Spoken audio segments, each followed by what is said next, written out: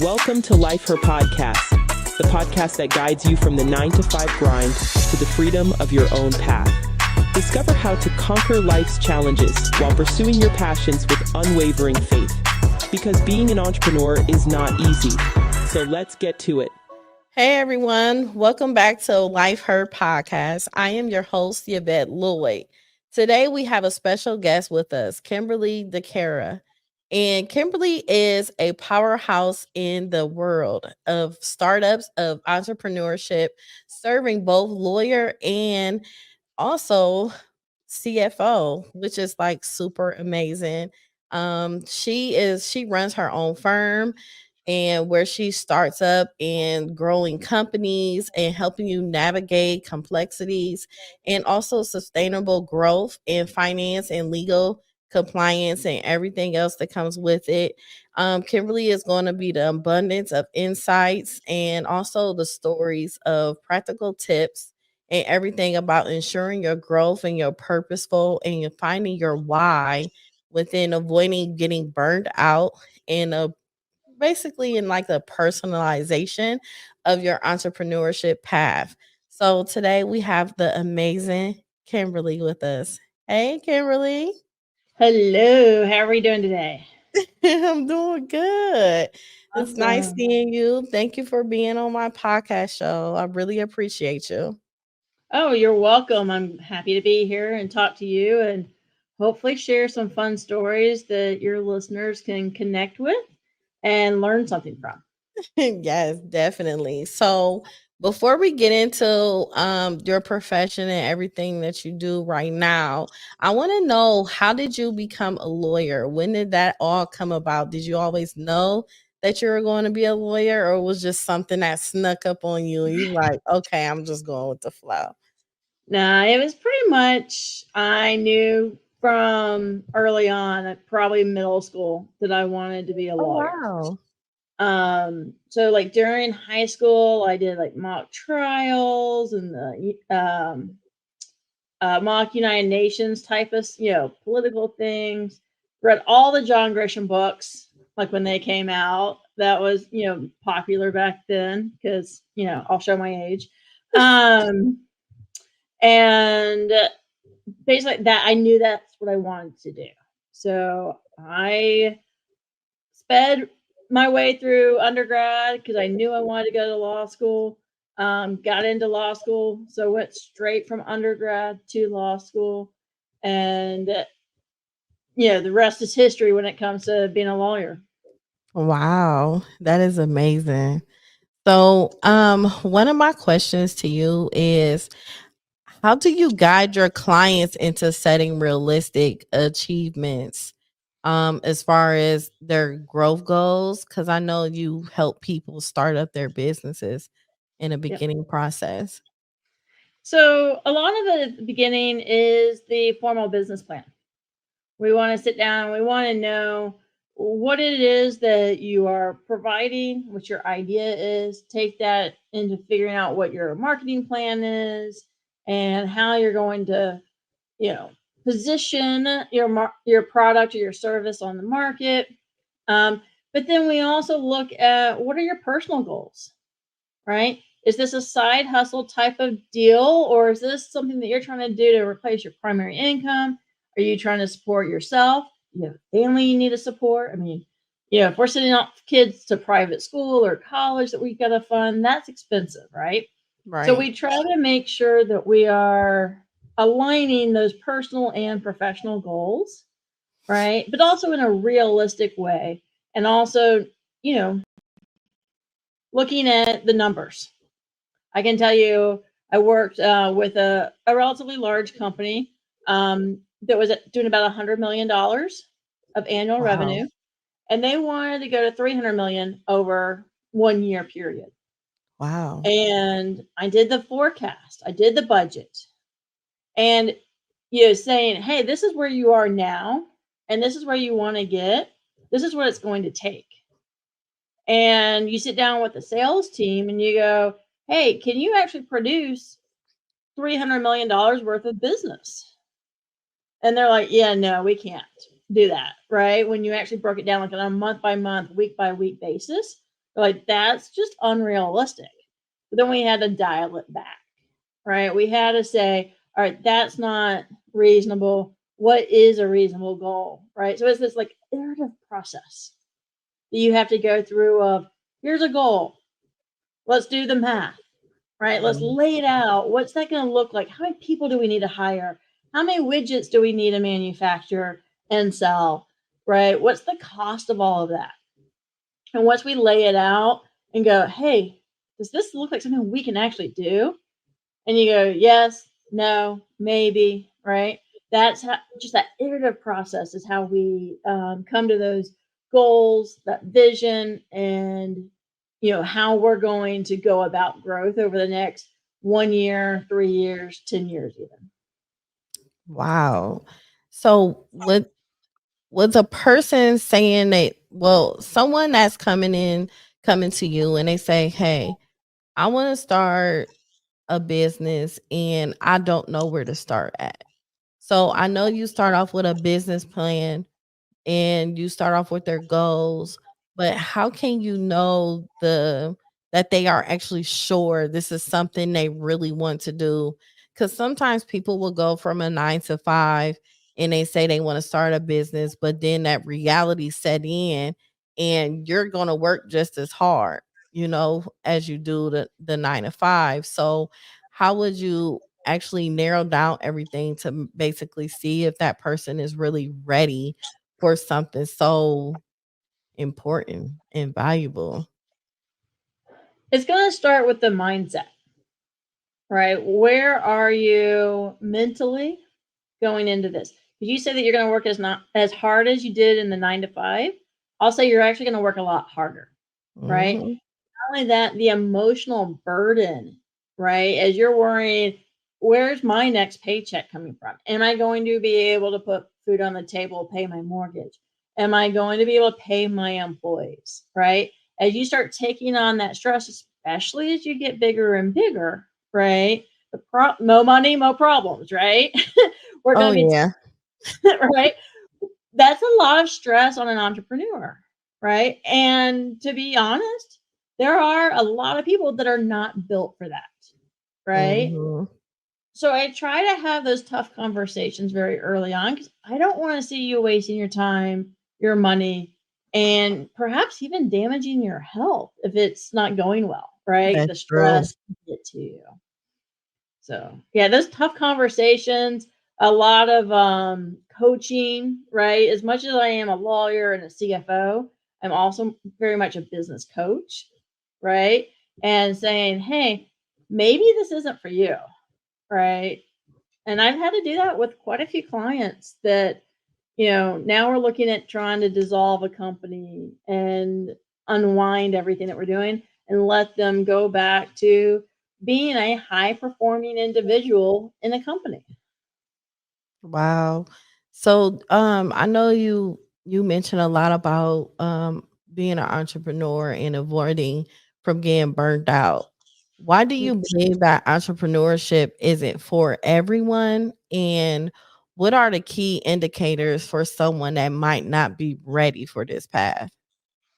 So I typically think that we come up with great ideas while we're working, Yeah. right? You see things that you want to improve or you think you can do better, right? Or there's this like widget that you need to build because you have a problem in your workplace, right? That's how most people kind of come into entrepreneurship is that they see something, they see a problem, they're going to fix it, right?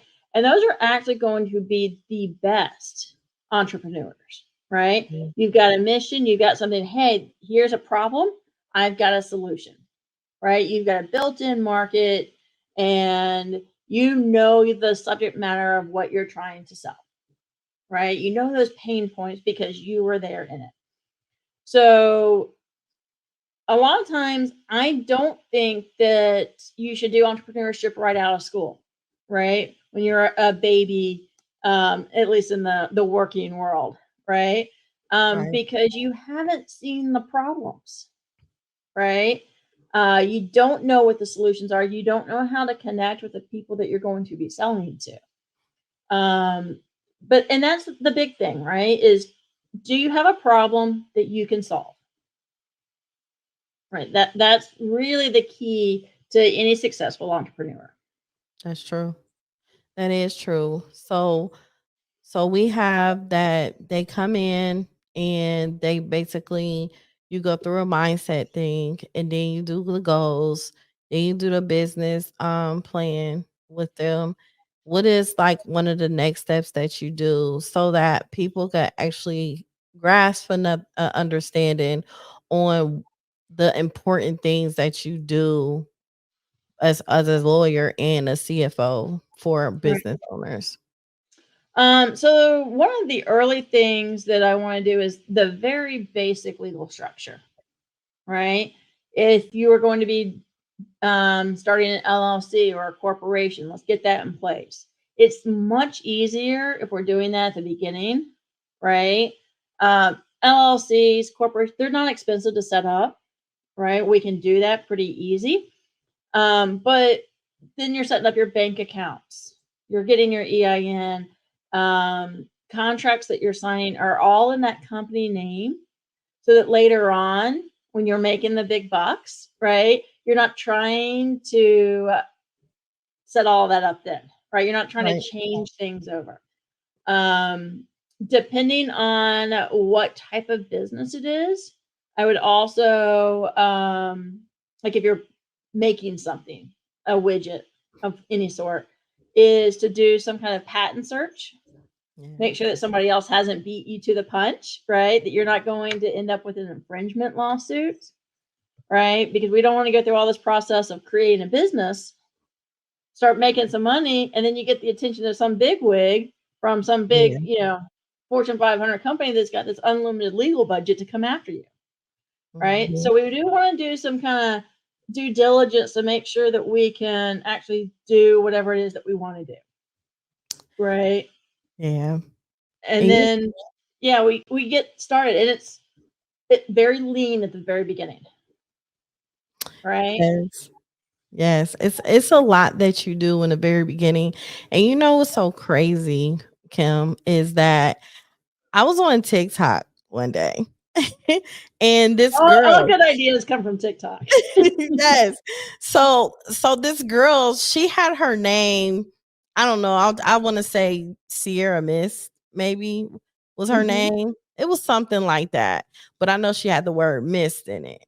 And I guess one of the brands, I think it was like the actual pop company or something like that. Mhm. They wanted her to remove her name. And they Mhm. didn't want that at her name because they said it was theirs, it was trademarked or whatever the case may be. So come to find out that they trademark expired and she ended up getting ownership of it.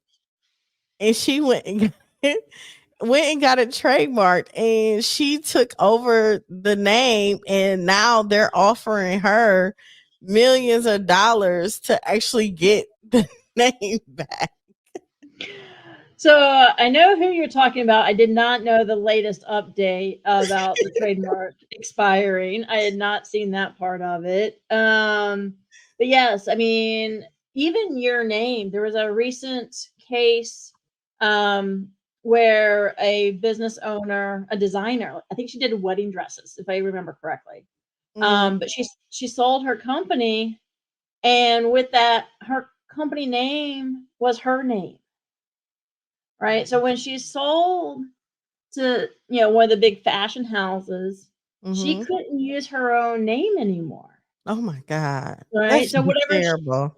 whatever she went on to do next, she couldn't use her name, right? You're like, my parents gave me this name, right? Yeah, like, come But on.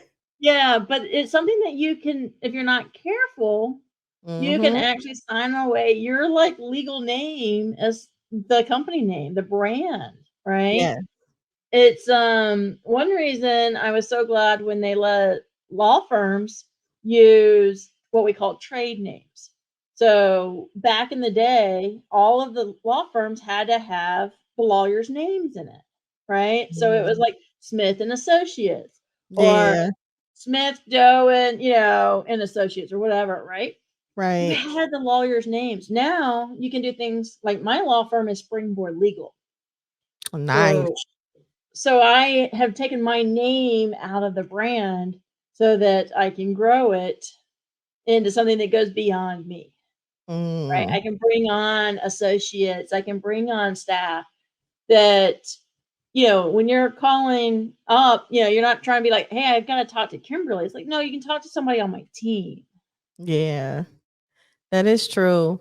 And a lot of people they go into entrepreneurship and many of us we learn as we go and we don't know the steps. But I want to stress how important it is for someone to actually go see an actual lawyer, go see an accountant or CPA, um, and let them be able to help them with the legal things that need to be done and put in place, because sometimes people really haven't touched the rough part of entrepreneurship. And I feel like since I've been in business for like 16 years, it didn't stop getting rough until after 10 years. If it ever stops being rough, truly rough, Yeah. then you're not paying attention, right? You're not growing, you're not stretching and pushing yourself in your business, right? If it's ever boring, you're probably making mistakes. Just gonna put it Mhm. out. But yes, every entrepreneur, everybody that's gonna do this seriously should have a lawyer, a CPA, even a financial advisor as part of their team, their board, say, right? Like big companies have board of directors. They have all of these professional experiences. Well, lean on people that have been there, done that, got the war stories to prove it, right?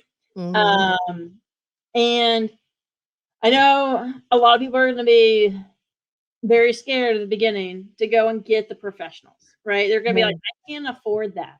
Yes, they be like, I don't want to pay that much. Exactly. But now there are a ton of us attorneys and even the CPAs that are out there that have very different business models, right? That's Back in true. the day, you had to go to a big law firm and spend 10, 20, $100,000 to get your company started, right? Now, um, there are, small firms, solo lawyers or entrepreneurs themselves that are out there doing law differently, right? And so they're much more affordable, right? And even industry specific, right? So if you want to be in, I spent time in the logistics world, spent time with law firms, right? Software companies. There are people that do content creation, they specialize in that, right? If basically any industry, you've got even people that say, I specialize in doing taxes for CPAs, right? So, because even among the CPAs, everybody doesn't know everything, right? Yeah. And a lot of them don't do their own income tax. Maybe they only do state and local tax, or they do estates, or they do big corporate and not individuals, right? Yeah. So, there's all these different specialties within both law and accounting that you can find somebody that can do it cost effectively, right? I'm not going to say cheap. Yeah. You're still going to put out some money, right? Yeah. But it's going to be cost effective. You're going to get a lot of value for what you're working with, right? And they can help you avoid so many problems from the very beginning, right? Everything from making sure that you are set up to make your taxes easier, right? Let's do your bookkeeping. Let's make sure that you have an EIN and the bank Mhm. account is set up appropriately, right? So that you have all of your business expenses separated from your personal expenses, Yes. right? But there are people out there that love working with small startup businesses, right? That are more than happy to guide you through the process. And it can be something that will find you tax credits, right? That will make it cheaper. They can help you avoid the biggest mistakes. For example, one of the big mistakes I made early on in my career as a business owner is I wasn't paying estimated taxes in correctly, right? And it took me years to get caught up because, as an entrepreneur, as a business owner, a lot of times you're not having any withholding that you're taking out of a paycheck. Right. You have to pay estimated taxes. And when you get behind on that, it's really hard to catch up, right? And so they can help you avoid those problems and those mistakes that they've seen other people make. And if you do make them, it's not the end of the world, right? They can guide you through the process of how do you fix this. And I will tell every business owner, this is not, if you make a mistake, it is not the time to be an ostrich. Do not stick your head in the sand, right? If you go to the professionals that know how to fix these problems, it's going to be a lot better. You have more options at the beginning than if you wait, right? Whether it be a contract dispute, if it's a tax problem with the IRS, right? Whatever it is, the earlier you get the professionals involved, let them know, the more that they can affect the outcome. That's true. That is super true. So how has your view of entrepreneurship evolved as far as like since you left the being around like the corporate world? So one of my goals when I left corporate was I wanted to build the company that I wish I worked for earlier on. Oh, Right? I went through a series of very toxic work environments, things that were not healthy for me. And they affected my health, right? My physical health, not just my mental health. And I needed to say, all right, what was it that I didn't like about this environment that I can change for the future? Right? For me personally, and for future team members, right? right. And so that was a big thing, is just how toxic a lot of the corporate environments are. They don't have to be, but we've Right. made them that way, right?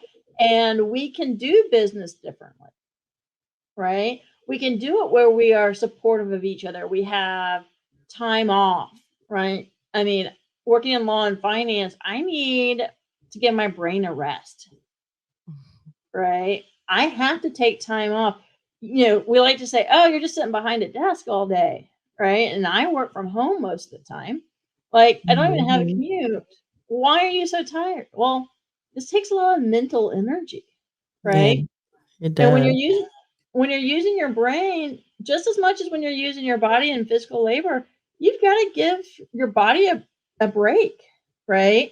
And that's something that we don't do. I mean, I was working 80 hours a week, right?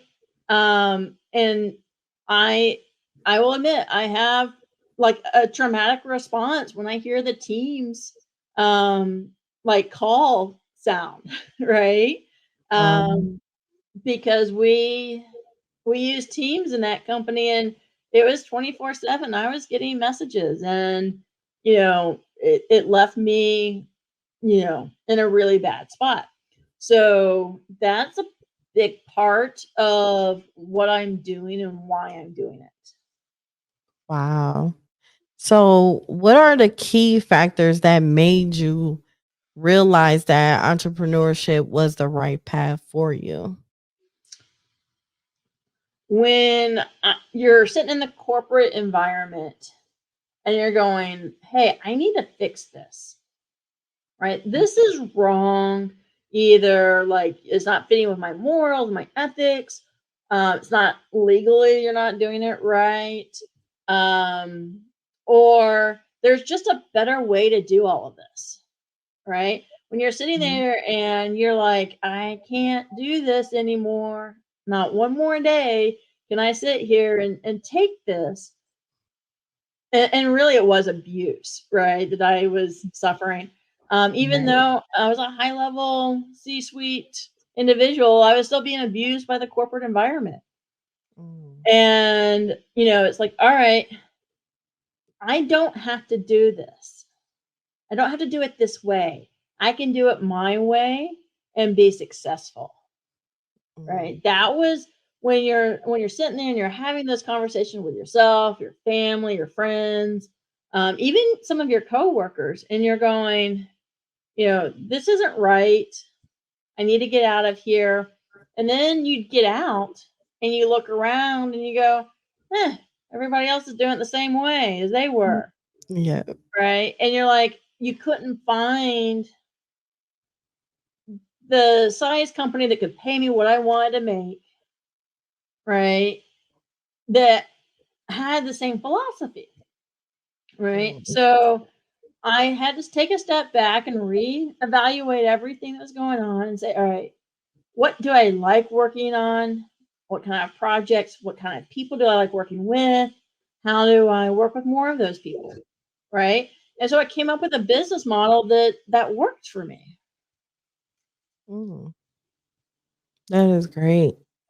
And it's nothing like someone actually knowing what works for them, because sometimes it takes people a very long time to actually figure out what works for them, because sometimes they still find themselves stuck in their ways and not willing to actually make those proper changes to make them better. And for you to either even just admit that and take accountability of it, that is huge for you to be an entrepreneur yourself and a lawyer behind that and everything. And I personally, I'm not trying to speak for you, but that goes to show how passionate you are with your clients, because you can learn from them too. Oh, I learn from my clients every day. They come at me with such great ideas or different ways, different approaches to Yes. things.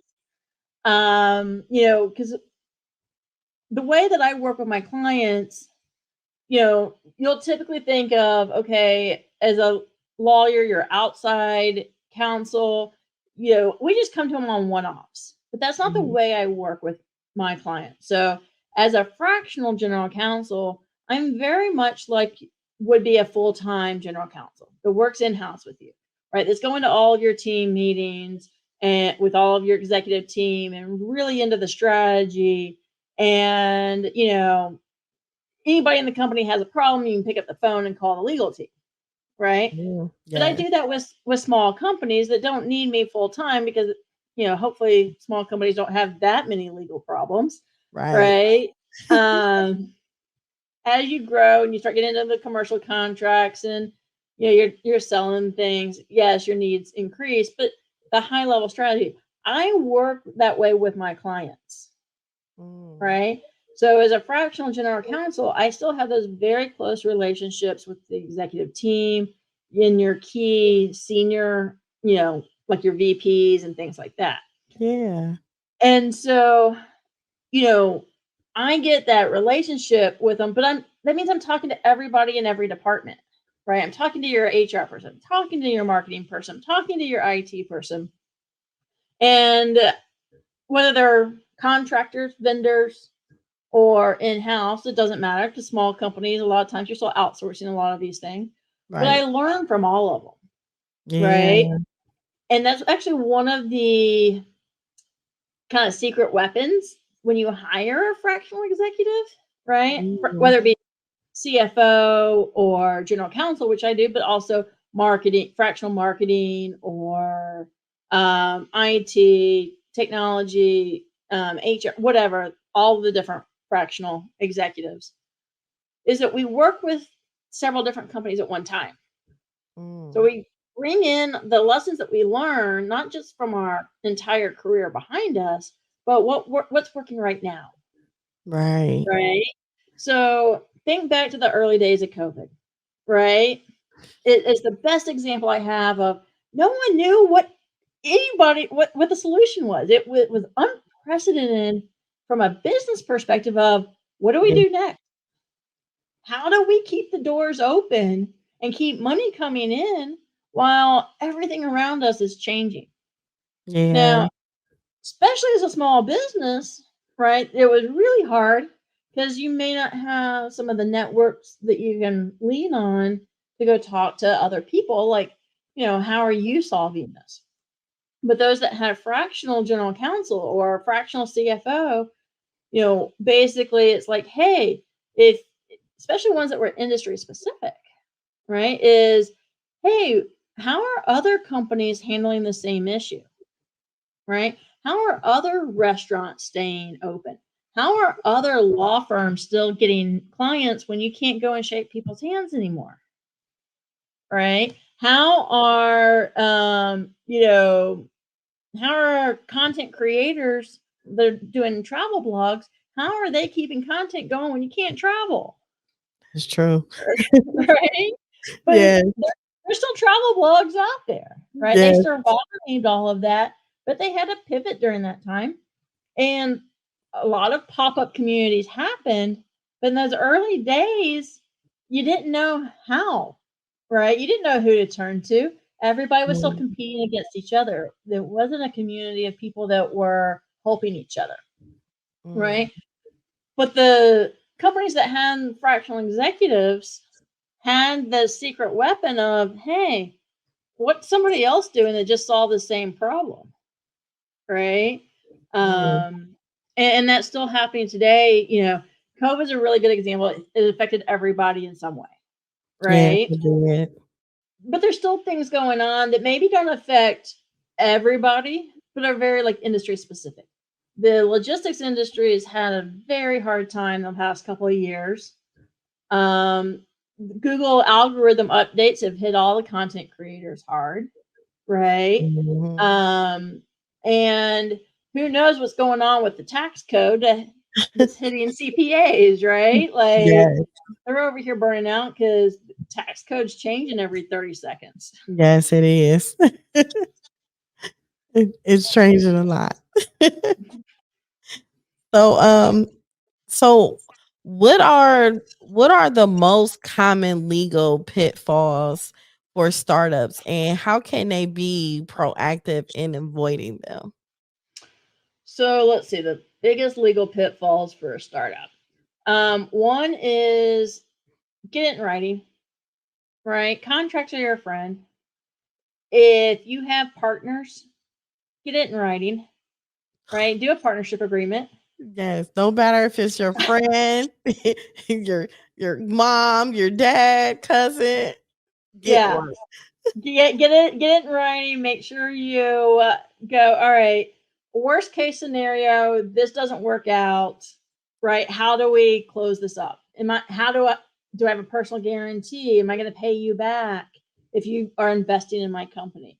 If you know if things succeed, like you need to plan out the best case and the worst case scenario and say, all right, if these things happen, this is how we deal with it. Because especially if you're taking money from somebody or you are going to be partners with somebody that's friends and family, it's so dangerous, right? Because you don't want to Yeah. mess up those personal relationships because of business. Mm-hmm. And I will tell you that the people that have been able to go into business together, it didn't work, and then walk away still friends, that is a giant accomplishment, Yes. right? That you Yes. can be able to separate all those things, keep the bad feelings, not get snippy with each other and say things to each other. I see that happen a lot. So definitely anytime somebody gives you money, get it in writing, right? Lay out what you're gonna do, what you're not gonna do, right? You're going to make sure that, for example, let's say your websites is another big area. The marketing, right, is Right. not oversell, right? Mm. Over promise what you can deliver, right? I've made that mistake in the past. I've learned some very hard lessons from it, right? Of, hey, you want to promise the world, you want to work for everybody, Yeah. right? Because you just need to bring money in, but that's not the way to the rich part, right? Like, and all of the, when you're trying to make all that money, is making sure that it's like the under promise and over deliver. That is key, right? You'll go a lot further in everything that you can do that way. Wow. That's true. So, one thing, can you share a story of a client who turned their business around through effective and financial and legal strategies? So it's definitely, I'm gonna have to like change some of the details to protect the That's cool. guilty, Yes. right? Like, I don't want it to be too identifiable because you do have, attorney-client privilege and confidentiality rules and things like that. But there are some stories that are out there that are public, and I've gone into companies. I used to be a turnaround specialist and still do a lot of turnaround type of work. And what that means for the listeners that don't understand turnaround is basically I go into a failing company and I go, all right, what is the valuable thing that's within this company operationally? What's the Mhm. problem you're trying to solve? Right? And say, all right, we're going to solve that problem for customers or clients, right?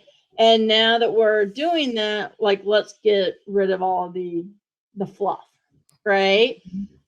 And so we go in, we look at things like pricing strategies, right? Are you priced right for the market? Um, Love them or hate them, like Uber's actually, the whole idea of surge pricing and this dynamic pricing, that's Mhm. actually, they're responding to the market in real time, right? So Uh-huh. that concept of, well, maybe you're not doing well financially because you haven't raised your prices in 10 years, Wow. right? And Wow. that's a real problem for some companies, Yes, it right? Or is. maybe they're overpriced for that market, right? Yeah. And you need to lower your prices. Starbucks is out there right now trying to redefine their market positioning, right? Like Mhm. literally in real time. I think it was today they came out and were like, yeah, we're stopping the buy one get one uh BOGO stuff. We're stopping the discounts. We want to be a premium brand. Because that's what they Right. were a long time ago, right? And then they were Yeah. mass market, right? And lowered their quality. But they were still charging premium prices. So something had to give, right? Either they're going to have to lower prices or they're going to have to recapture that premium marketing. So I've gone into companies, several, pricing strategy, HR, and capacity planning, right? Mhm. Is the compensation structure appropriate? Um, are the incentives aligned? Right. So if we're out here giving bonuses to assistant managers and managers of stores, is it because the stores actually making money? Right. Mm. Yeah. And so, maybe, the assistant managers looking at payroll, right? And the manager looking at customer satisfaction. But while those are great, if it's still, leading to things that are not affecting the bottom line in a positive manner, those incentives are misaligned. And some of those incentives can actually become disincentives, right? Wow. Because they're so Yeah. far out of alignment with the company goals. So, like when I go in to do a turnaround, those are kind of the big areas that I look at right away is looking at your revenue, right? Is the pricing appropriate for that market? Is it in alignment with the marketing that we're putting out, right? And then are your major cost centers, right? Is there something that we can do with those? So most companies, the biggest cost is payroll. And I'm not saying that I'm going to lay anybody off, right? But what I'm going to do is make sure that everybody's in the right position to make sure that we're all on the same game plan and aligned so that we're going in the same direction. Right. So looking back at what's been like, what has been your biggest learning moment in your entrepreneur journey, and how has it shaped your approach today? My biggest learning moment. I mean, I would probably say going through a ransomware attack on the company that I worked for at the time was, you learn a lot about everybody in the middle of a crisis. Yeah, right? You do. You do. Yep. And knowing, which people showed up in the middle of the night on the weekend, right, to take care and protect the company and see them through it, and how people, how they handled it in the aftermath, right? It's not just the days of the immediate crisis, but the trauma after the crisis, right?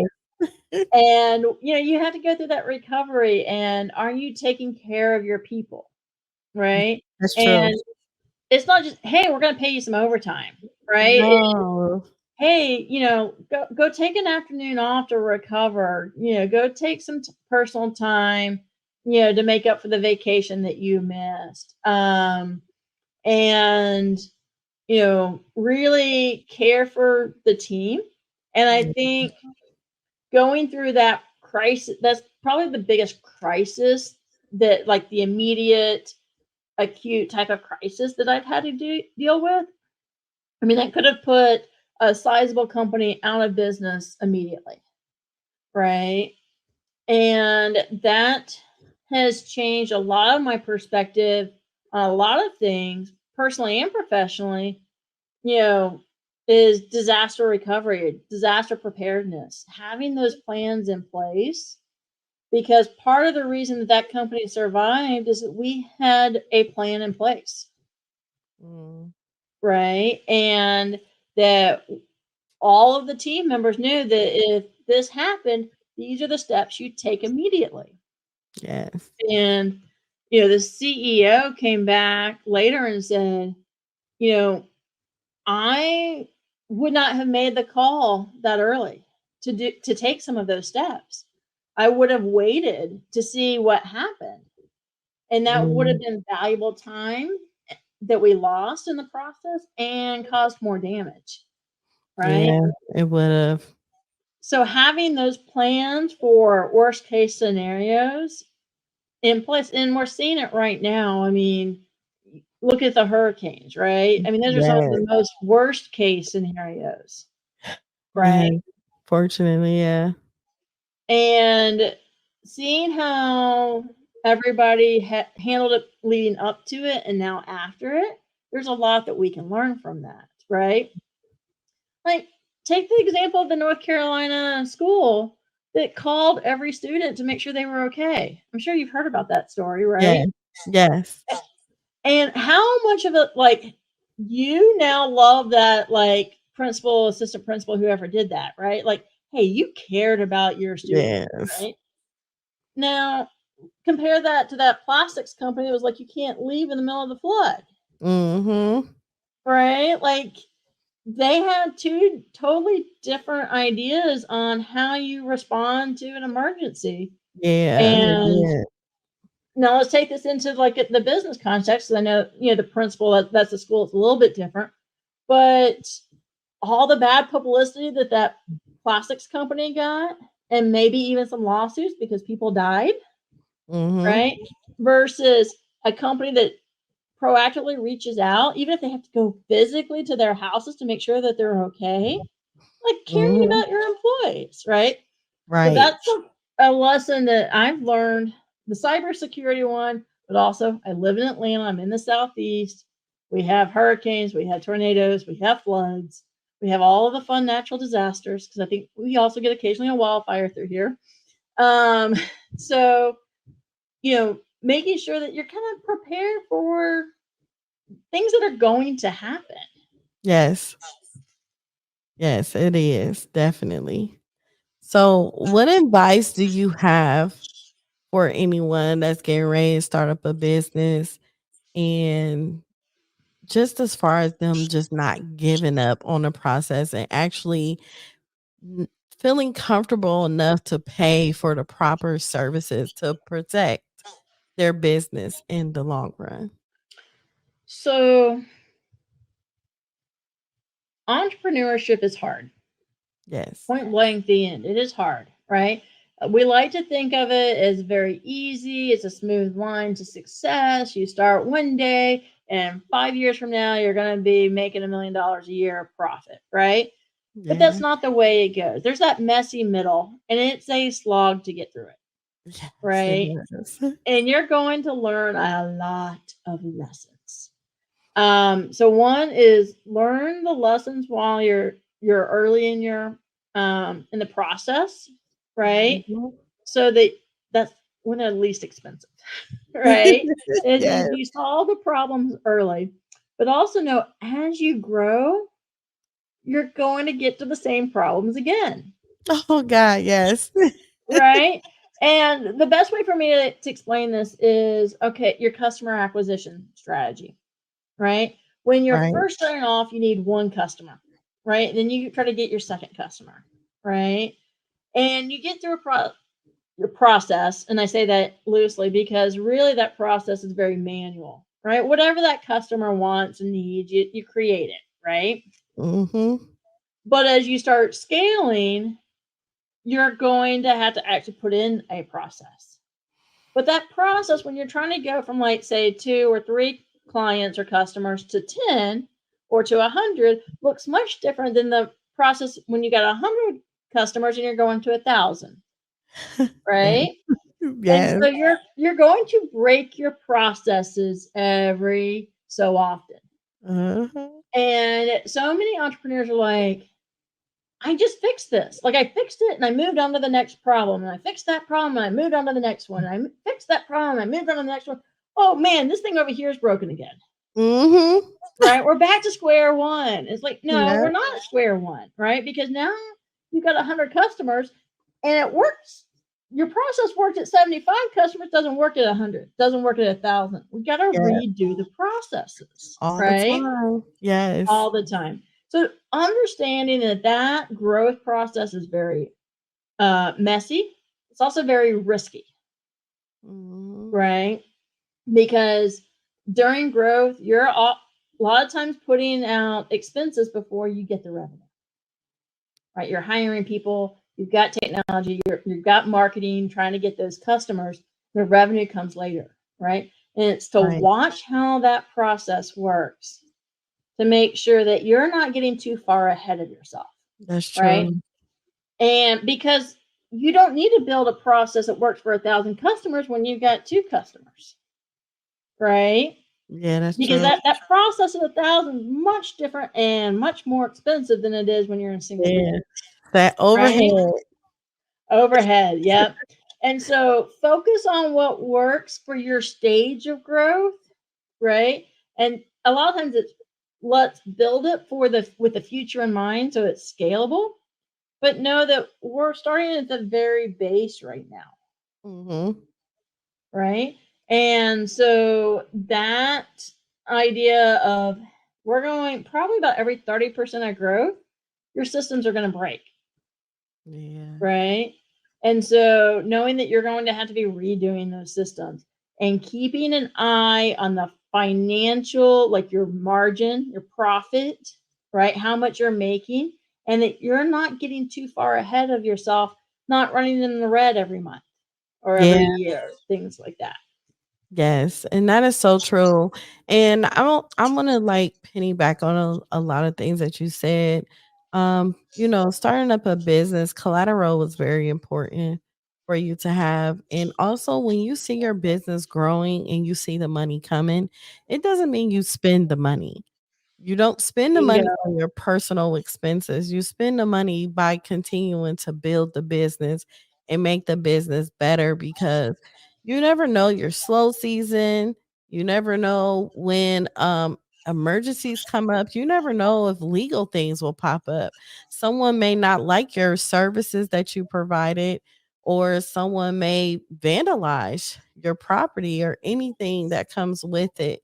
So I would like really suggest for a lot of people when they in their business, at least like just take your time your first 10 years to actually just put all the work into it and let the fruits of labor, you will see it later on in the long run, because it's a lot that comes with it, and it comes with a lot of stress, it comes with a lot of tears, it comes with happiness, it comes with broken friendships, marriages. It comes with so many things, to a point you have to make sure that you are continuing to grow and not be bitter all the time, because you don't want your business to be a downfall, or nor yourself either. And one of the main things I recommend is, just like you have a breakup or grieving in any kind of form or fashion, you should still get counseling even for running a business as well, because you're dealing with multiple personalities of yourself that's appearing out of nowhere. Yeah, So, yeah, it's a lot. it is completely a lot. But the idea that you don't lifestyle inflation, right? We know it's going to happen. The key is Yes. in entrepreneurs to keep that minimized.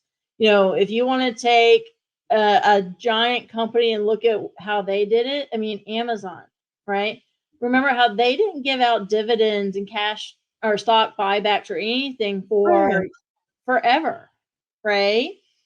And they took all of the profit and reinvested it back into the company, right? Mhm. The stock value grew and grew and grew, Yes. right? And you can still have good compensation. I mean, Bezos was actually, making tons of money during this time period, right? He wasn't Mhm. a poor guy, but his net worth came from his stock, from the business value, right? Yes. Now apply that same thing to your own small business, right? Hey, if I can keep my lifestyle, those bills to a minimum, and not, hey, I've got one good year, let me go buy the big house, No. right? No. Because now you're putting pressure on yourself Yes. that you don't need, right? If same thing that they tell kids coming out of college, starting their career, right? Continue living like a poor college student, build up Mhm. your savings, right? So that you can live much better later. Same thing with a new business owner, right? Build up those savings, both personally and professionally. Build up a business savings account. You will have slow seasons, Yeah. right? I had a CEO that I was working with that went out and bought, condos and the big fancy townhouse, drove the big fancy car. And I'm over here driving like a Jeep Grand Cherokee that's paid off, right? Yes. And the I wasn't stressed out. Like I knew I could lose, working with a fast growing company, you can literally lose your job any moment if you get out, too far ahead and the customers don't come. But I didn't have that stress because I didn't have all these bills, right? Mhm. I have a mortgage, I got a small student loan payment, right? But I was living within my means. I was putting away a lot of money into savings during that time period. And so when I was no longer with that company, right, I had the ability to take my time to figure out what I wanted, build up the clients, right, to get the income coming in again, right? I wasn't pressured, I wasn't forced into anything. And that let me make better decisions. Yes, it does. Plenty of better decisions, because my thing is, like, since I've been in like entrepreneurship and everything, and I found myself taking care of people a lot. and a lot of my finances was going more towards me helping others. And then, like, after so many years of me failing and making mistakes and doing everything, I had no one that could help me the way I was helping others. So after that outcome of me dealing with that on so many occasions, now I'm at a mindset where I don't want the materialistic things. I don't want to help people beyond my means to empty my cup. I want to make sure all of my bills are paid for. I don't have a mortgage. I don't have a car note.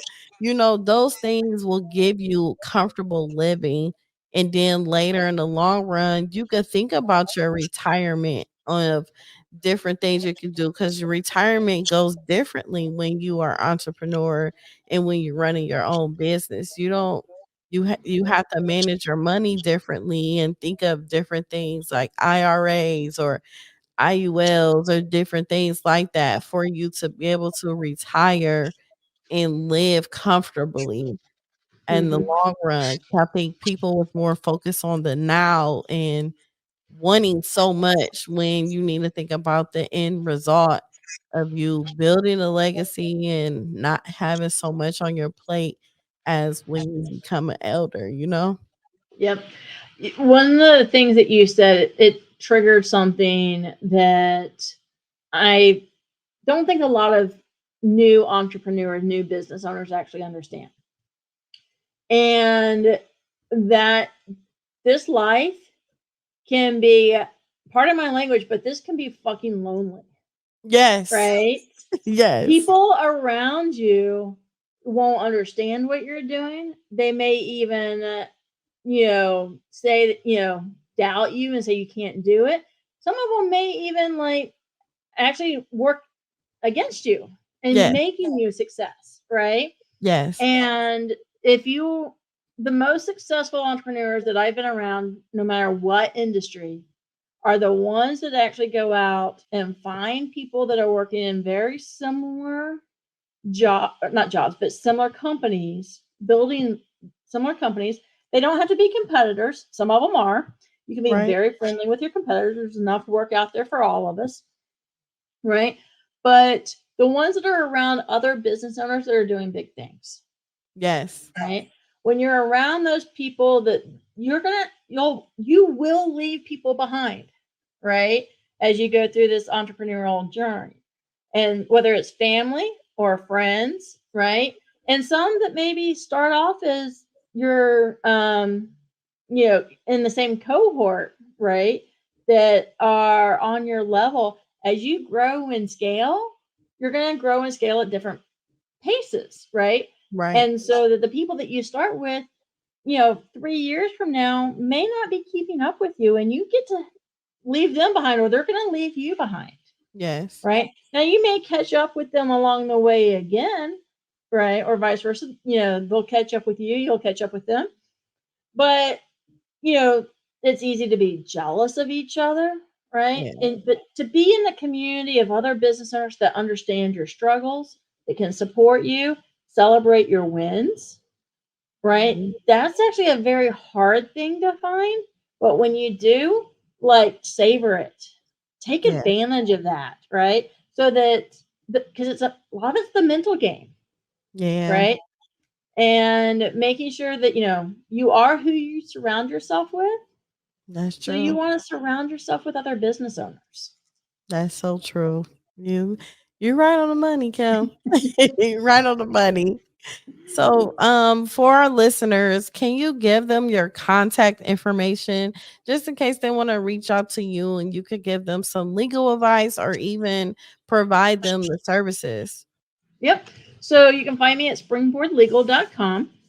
And there I talk about all the fractional general counsel work, the fractional CFO work that I do, the business strategy, and law firm consulting.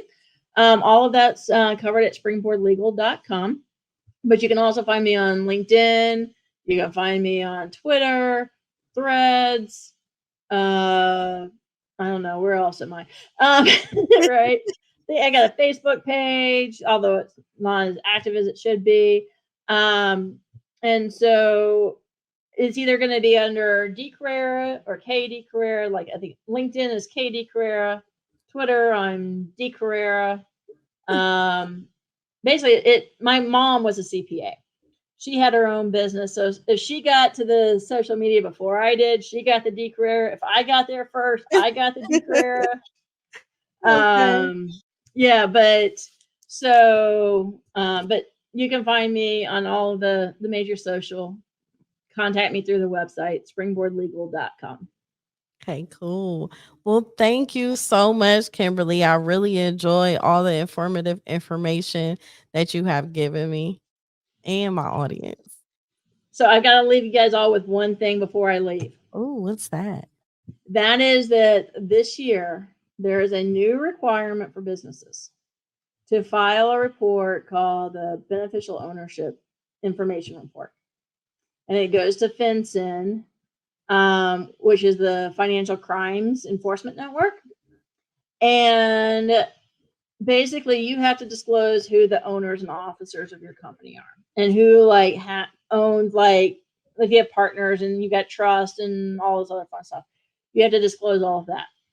For companies that were started before this year, right? So, December 31st of 23 or before, you have to file that report by the end of the year. All right. For companies that were started this year, you have 90 days. Companies that start next year in 25 will have 30 days to file. All right. But this is basically, how many times have you seen like on crime shows where they're doing the search and it's like, oh, this is a shell company and we don't know who owns it. This is the idea that they can figure out who owns that. Right.